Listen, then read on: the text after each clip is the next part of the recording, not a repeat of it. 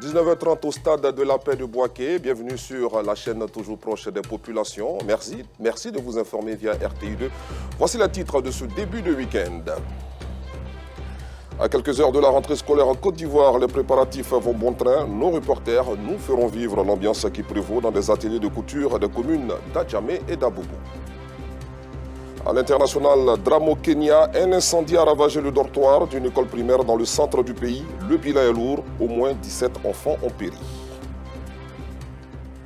Bonsoir à tous, merci pour votre fidélité. Les préparatifs de la rentrée scolaire constituent un défi pour certaines familles. À quelques heures de ce rendez-vous, certains ateliers de couture et de confection de tenues scolaires sont pris d'assaut par des parents d'élèves, contrairement à d'autres. Voici donc le constat de notre équipe de reportage conduite par Assita Diarra dans les communes d'Adjamé et d'Abobo. Marché du Forum en face du 3e arrondissement dans la commune d'Adjamé. À 3 jours de la rentrée scolaire, Oumar Diop est débordé par de nombreuses commandes de tenues scolaires. Son atelier de couture vibre sous les cliquetis des machines à coudre. On est débordé parce que moi, que vous voyez actuellement, même ce qui est dans ma main, même sincèrement, même je n'arrive pas à terminer tout. Il faut que je négocie avec certains clients qui vont venir prendre moitié. Le reste après, le 9. Semaine suivante, on va compléter. Il y a des types de tenues qu'on a confectionnées dès après, comme vous voyez. Bon, c'est commercialisé. Il y a aussi d'autres clients qui préfèrent faire la commande avec leurs enfants, qui prennent leurs mesures et puis tu fais la tenue sur l'enfant. Autre commune, autre ambiance. Au quartier Gotham, dans la commune d'Abobo, Ali Doufofana a reçu ses premières commandes de tenues scolaires. Une période peu propice aux affaires, selon lui. On a commande des gens, comme vous le voyez, vous le constatez, c'est ce qui vient à peine de couper. Ça, on a déjà fait les sifilages, on va envoyer ça à la machine, on commence à les confectionner. La période de fête est plus rentable que la période de la rentrée. À 500 mètres d'Alidou, cet autre couturier évoque quant à lui ses difficultés face à la concurrence. La conversion des kakis, bon, nous on a abrégé un peu parce que ça ne marche pas. Bon, tu mets ton argent dedans, finalement ça reste avec toi. Jusqu'à l'année prochaine encore, c'est les mêmes. Si la rentrée scolaire est plus ou moins favorable au business de certains couturiers, ce n'est pas le cas pour Daniel Loba, revendeuse qui préfère s'approvisionner dans cet atelier de confection de tenues scolaires. Je suis venue ici en tant qu'une commerçante, parce que ici là, les prix sont bien, c'est moins cher. Et puis ils font en gros, donc vraiment, ici on se ravitaille bien. La rentrée scolaire prochaine est fixée au 9 septembre 2024. Les couturiers sont pour la plupart débordés. Les parents, eux, font bien souvent le pied de grue dans les ateliers de couture. Rappelons que le thème pour cette année scolaire 2024-2025 prévu pour ce lundi est « Soyons des citoyens responsables pour une école de qualité ». Toujours à propos d'éducation, nous recevons à présent M. Ulrich Konan. Il est le président communal de l'alphabétisation de Koumassi. M. Konan, bonsoir et bienvenue. Bonsoir, M. Guy. Alors, ok, nous allons parler donc avec vous, bien sûr, de la journée internationale de l'alphabétisation qui sera célébrée donc ce dimanche avec pour thème international l'éducation multilingue promue. Alors, selon le gouvernement ivoirien, le taux d'analphabètes qui était de 51% en 2002 a atteint 47% en 2021, dont 2 tiers des femmes. On peut le dire, c'est une bonne nouvelle. Oui, une très bonne nouvelle parce qu'aujourd'hui, le gouvernement de Côte d'Ivoire fait d'énormes progrès et dans les perspectives de l'État ivoirien, nous savons que la politique de l'État, c'est de réduire le taux d'analphabétisme à 30% d'ici 2030. Et donc, c'est dans cette veine que aujourd'hui, les organisations mènent plus d'actions sur le terrain en vue d'aider le gouvernement dans sa tâche. Et comme on peut le constater, aujourd'hui, malgré les efforts consentis et considérables du taux d'analphabétisme dans le pays, nous constatons que le taux encore demeure, donc il faut trouver immédiatement d'autres solutions. On imagine aisément qu'à Koumassi, vous menez des actions qui s'inscrivent dans cette dynamique. Effectivement, à Koumassi, le comité communal d'alphabétisation de Koumassi mène de nombreuses actions en vue de réduire le taux d'analphabétisme à Koumassi. Et donc, pour ce faire, vous allez constater que depuis un certain temps, nous avons commencé à sensibiliser les différents ménages. Nous sensibilisons toujours les apprenants, la population dans tous les quartiers et secteurs de la commune de Koumassi. Cette année, nous avons donc plusieurs initiatives. Nous ferons en sorte que dans le programme du gouvernement, que la population ait vraiment une part active dans ce train d'émergence. Nous avons prévu cette année organiser des cours d'alphabétisation gratuits dans les différents marchés. Et nous avons prévu aussi d'organiser le festival culturel de l'alphabétisation pour montrer combien de fois il est important d'être alphabétisé. Et pour nous, aujourd'hui, être alphabétisé, c'est sortir de l'ignorance, c'est pouvoir vraiment s'ouvrir au monde entier, c'est créer une famille épargnée. Et donc, pour ce fait, nous prenons plusieurs initiatives et nous invitons toute la population de Koumassi à adhérer à ce projet. Nous invitons toute la population, quelles que soient les différentes couches, à adhérer à ce projet. C'est pourquoi je voudrais dire merci encore au gouvernement, merci à notre ministre de tutelle, merci également au maire de la commune de Koumassi qui ne ménage aucun effort pour nous accompagner dans cette tâche. Donc nous souhaitons également que les promoteurs, les animateurs fassent l'effort de respecter le principe dont l'ADAGE nous a prescrit. D'accord. L'éducation multilingue, on en parle à présent. C'est quoi d'abord l'éducation multilingue? L'éducation multilingue, c'est l'éducation qui consiste à enseigner dans la langue maternelle. Il faut aujourd'hui permettre aux apprenants d'apprendre dans leur langue maternelle en vue de pouvoir faire l'effort de s'ouvrir au monde. Et certainement, nous pensons que cette approche permettra de réduire le taux d'analphabétisme. Justement, pourquoi cette éducation multilingue doit-elle être promue? Est-ce une arme efficace contre l'analphabétisme? C'est une arme très efficace parce que, comme vous le constatez aujourd'hui, la JIA veut faire ressortir le potentiel transformateur de l'alphabétisation pour favoriser la compréhension mutuelle, la cohésion sociale et la paix. Dans le monde actuel, où le multilinguisme est une pratique courante, je pense que pour ma part, il y a beaucoup à faire pour que les personnes adoptent une nouvelle stratégie et que l'alphabétisation soit basée sur aussi des langues maternelles. Donc pour moi, célébrer la JIA 2024 en offrant de multiples façons de participer, notamment en abordant les questions liées à l'alphabétisation dans un contexte multilingue, permet non seulement nous permet d'avoir plusieurs potentialités, mais améliore aussi l'ensemble des systèmes dont les politiques, les programmes et bien sûr les pratiques. Voilà. Donc pour le gouvernement, je pense que c'est une nouvelle approche pour nous et les promoteurs, et nous pensons que nous allons saisir cette opportunité pour pouvoir enseigner nos parents dans la langue maternelle, pour enseigner également nos enfants dans la langue maternelle et nous-mêmes se faire former aussi dans la langue maternelle. Et nous pensons que cela permettra une cohésion sociale, une solidarité et cela va va éviter les conflits et bien d'autres situations que nous connaissons tous aujourd'hui. D'accord. Merci beaucoup, M. Ulrich Konan. Je rappelle que vous êtes le président communal de l'alphabétisation de Koumassi. Vous restez avec nous, n'est-ce pas? Nous allons toujours parler d'éducation. La Ligue des établissements confessionnels islamiques et Médersa en Côte d'Ivoire a organisé du 30 août au 1er septembre dernier la conférence des présidents de cette fêtière à Soubré pour favoriser la contribution de ces écoles dans un système éducatif de qualité. Reportage à Sita Diarra. Ils sont venus de toutes les régions de la Côte d'Ivoire pour prendre part à la première édition de la conférence des présidents de la Ligue des établissements confessionnels islamiques et Médersa en Côte d'Ivoire, le CIM. Une conférence animée par l'imam Zina sur le thème « La contribution des écoles confessionnelles islamiques dans un système éducatif de qualité ». Cette conférence nous a donné des idées. Il faut qu'on le fasse chaque année.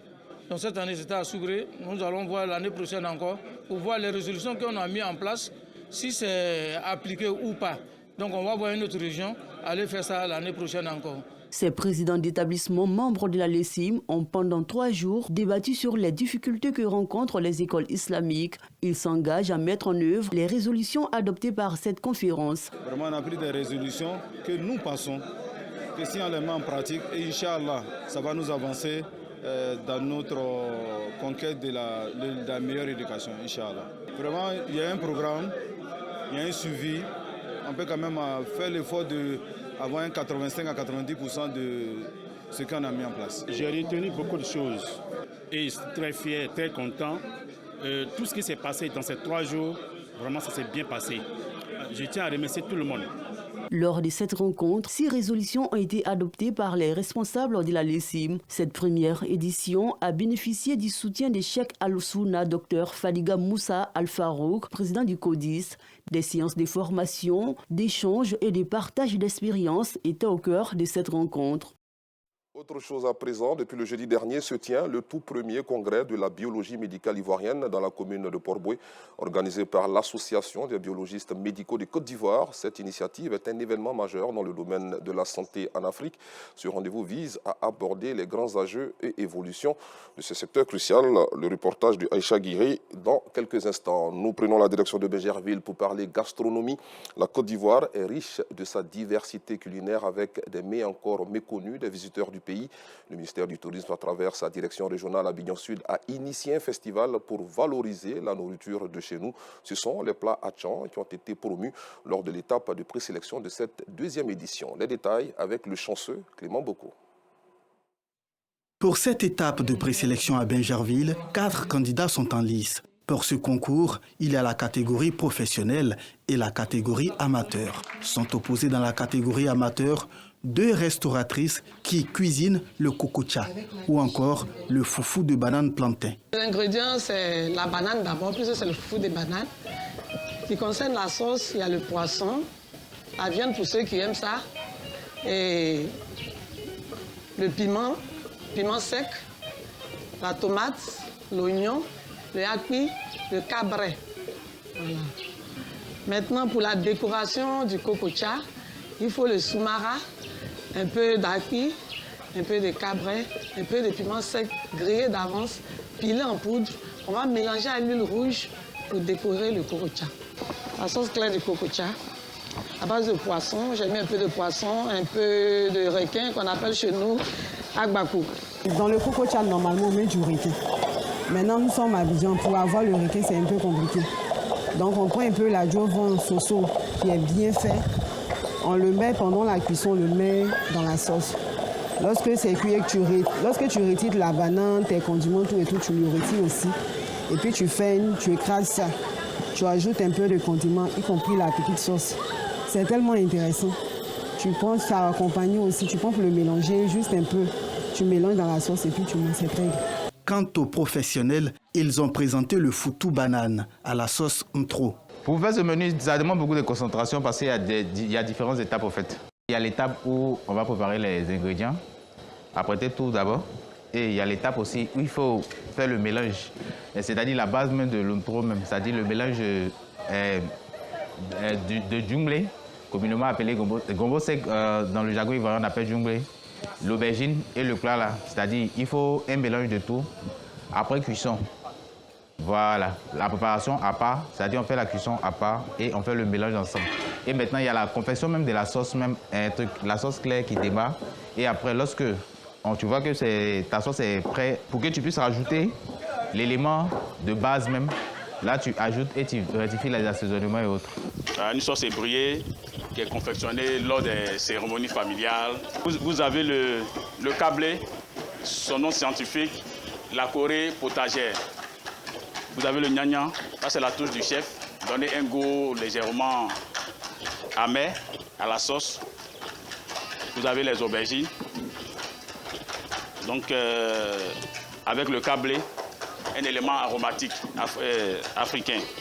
Si c'est par exemple du poisson, 30 à 35 minutes, le plat et la sauce doit être prête. Mais si c'est avec la viande de bœuf, il faut la cuisson de la viande de bœuf. Pour déterminer aussi la cuisson de la sauce. Pour les initiateurs, les enjeux sont clairs. C'est promouvoir les mets qui vont sortir. Nous sommes à la 2e édition. La première édition a retenu 6 mets. Et ces 6 mets sont en train de faire l'objet d'une étude, une cartographie, une fiche technique sera assortie de ces 6 mets. Et ces 6 mets vont faire l'objet de promotion à l'international. Et ce sont ces 6 mets que nous souhaitons voir dans les différents établissements de tourisme, qu'ils soient de l'hébergement comme de la restauration, pour permettre à la génération future de découvrir la riche potentialité que nous avons ici en Côte d'Ivoire. À l'issue du concours, Loba Thérèse a été retenue dans la catégorie amateur et Seka Simon-Pierre dans la catégorie professionnelle. Ces deux vainqueurs vont valoriser les mets du peuple hatchan au concours national prévu se tenir à San Pedro en septembre prochain. Bon appétit si vous êtes à table. Retrouvons notre reporter Clément Boko pour dire qu'une trentaine d'acteurs au développement ont été distingués par l'ONG Africa Manager Elite pour le développement et l'émergence lors d'un dîner gala. Cette cérémonie, qui était à sa 4e édition, a été l'occasion pour les initiateurs de reconnaître le mérite de ces personnalités qui se sont engagées au service du développement. Ils sont pour la plupart des chefs d'entreprise, mais aussi des acteurs du monde culturel, à recevoir une distinction de l'ONG Africa Manager Elite pour le développement et l'émergence. Au total, une trentaine de personnalités qui ont œuvré au développement de leurs différents secteurs d'activité. Je suis vraiment heureux, honoré d'avoir ce prix et ça fait pratiquement 43 ans que le Soteka s'est mis au service de la culture ivoirienne. Aujourd'hui, si à travers ce trophée, nous sommes vraiment regardés au nom de l'ensemble du Soteka, je dis merci. Nous avons été nominés par les organisateurs de cette belle et gentille cérémonie qui nous ont décerné un prix. Notre vocation, c'est de participer effectivement au développement de la promotion immobilière en Côte d'Ivoire et de participer aussi à la résorbation du déficit de logement dans ce pays-là. C'est une première fois de recevoir 4 prix à la même cérémonie. Nous disons merci à MD pour la reconnaissance de notre mérite. Nous dédions ces prix au chef de l'État qui a été le premier à nous décerner le prix national de la meilleure entreprise de travaux d'approvisionnement en eau potable. Cette cérémonie entend susciter une saine émulation des jeunes Ivoiriens pour le développement du pays. Parlons à présent de ce puissant vecteur de cohésion sociale qu'est le sport. C'est dans cet esprit que l'association Frères Unis Solidaires d'Abobo a organisé la 4e édition de la Ligue des centres de formation qui s'est tenue du 24 août au 1er septembre dernier. La finale a opposé l'équipe de l'AS Ridwan au FC Azas à Abobo, Sagbe Centre, en présence de Bienvenu Kwao et Enza Traoré. C'est sous une pluie battante qu'a débuté la finale de la Ligue des centres de formation d'Abobo, opposant l'AS Ridwan en jaune-noir au FC Azas en blanc. La compétition a démarré par le salut aux couleurs chanté en chœur au son de la fanfare par les deux équipes, leurs entraîneurs et la communauté d'Abobo venus en nombre pour assister à cette rencontre.